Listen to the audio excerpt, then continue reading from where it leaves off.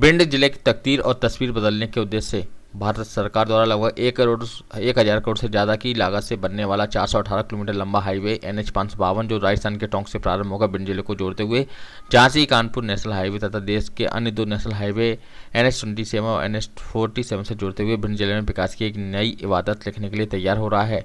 यहाँ की जनता के लिए किसी बड़ी उपलब्धि से यह कम नहीं है और इसका ज्यादातर कार्य लगभग पूरा हो चुका है, जिसमें मैच कुछ नगरों के बाईपास रोड बनना शेष है।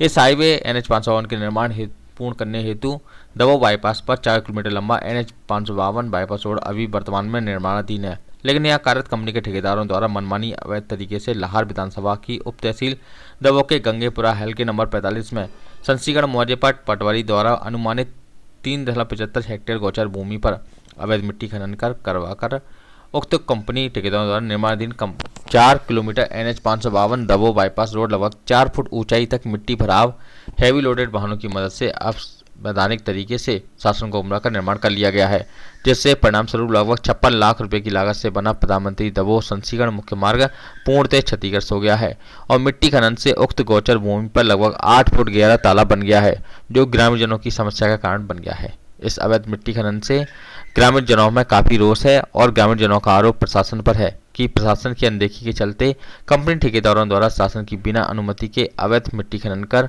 जो तालाब बना दिया गया है, इसके भविष्य में बरसात के दौरान पूरा गांव जलमग्न हो जाने का संकट पैदा हो गया है। इसकी आशंका से ग्रामीण भयग्रस्त हैं। इसके साथ उन्होंने बताया कि प्रशासन की अनदेखी के चलते उक्त कंपनी ठेकेदारों द्वारा ओवरलोडिंग मिट्टी से भरे डंपर वाहनों की आवाजाही से प्रधानमंत्री द्वारा स्वीकृति दमोह संसीगढ़ मुख्य मार्ग जिसकी लागत लगभग 60 लाख रुपए है, वह पूर्णतः क्षतिग्रस्त हो गया है। इसके साथ साथ ग्रामीणजनों का कहना है कि हमारी वर्तमान सांसद महोदय संध्या राय द्वारा अभी विकसित भारत संकल्प यात्रा के दौरान लाहौर के मंच से कहा गया था कि यह NH 552 Damoh bypass road Damoh की तरक्की के लिए वरदान सिद्ध होगा। ऐसे तमाम तरह के विभागों ने पूरे देश में बहुत अच्छा काम किया है।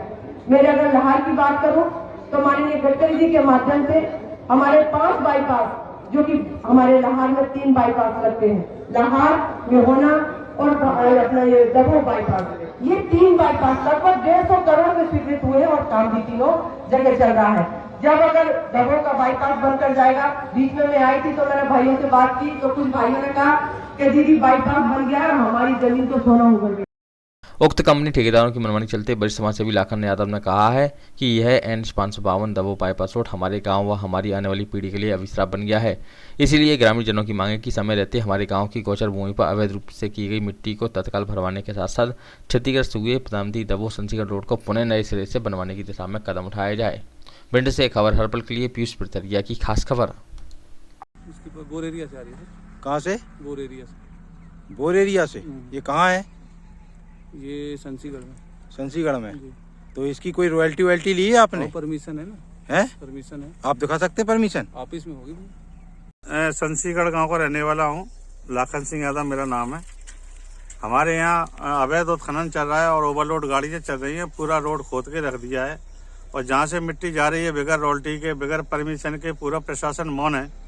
सारे लोगों को पता, तहसीलदार SDM तक सबको पता है कि इतने दिन से काम चल रहा है और पहले ही ये नाले की जगह को इतना गहरा कर दिया है कि हमारा पूरा गांव डूब में आ गया है और इतना जबरदस्त तो ये ओवरलोड गाड़ी चल रही है। हमारे जो छोटा रोड गांव का है, बड़ी मुश्किल से रोड कई सालों के पास बन पाया है और इसकी कैपेसिटी 10 टन की है, जिसमें 70 टन की ओवरलोड गाड़ी चल रही है और प्रशासन इसकी तरफ बिल्कुल ध्यान नहीं दे रहा है। और मैं बिल्कुल प्रशासन से ये कहना चाहता हूँ कि इनके खिलाफ, ठेकेदार के खिलाफ कार्रवाई हो और जिसने मिट्टी उठवाई है और उस पर क्या परमिशन है, कैसे मिट्टी उठवाई है, तो इसके लिए हमारा वहाँ गांव का जो कोटवार है वो उठवार आए, इनसे कैसे क्या कर रहा है, कैसे पैसे ले रहा है, कैसे बेच रहा है, सरकारी जगह को, सरकारी मिट्टी को बगैर रॉयल्टी के हम कैसे उठा सकते हैं, ये शासन को सबको पता है, तहसीलदार साहब को भी पता है, लेकिन आज दिन तक कोई कार्रवाई नहीं हुई। इसलिए आज हमने मजबूर होकर के ये सब काम को, इन डंपरों को और मशीन को रोक करके और थाने में और सब जगह प्रशासन ने के लिए हमको ये मजबूर होना पड़ा और मैं इस आंदोलन को जारी रखूंगा जब तक हमारा रोड नहीं बनता या मिट्टी का भराव दोबारा हमारी जगह में नहीं जाएगा, हमारे जो गड्ढे नहीं भरे जाएंगे, तब तक हम आंदोलन जारी रखेंगे। यहाँ पर जो रोड बन रही है, बाईपास रोड बन रही है, तो वहाँ के कुछ डंपर और इटाची मशीन यहाँ शासकीय भूमि से अवैध रूप से मिट्टी का उत्खनन कर रहे हैं। उक्त सूचना पर मैं बल्कि यहाँ पर आए और यहाँ पर तस्दीक किया। तो और मौके पर हमने पटवारी और यहाँ पर आरआई को भी बुलाया और तस्दीक करवाई। ज़मीन शासकीय है और यहाँ पर डंपर 3 डंपरों को और 1 हिटैची को हमने अवैध रूप से मिट्टी का उत्खनन करते हुए पकड़ा है और उनके विरुद्ध कार्रवाई की जा रही है।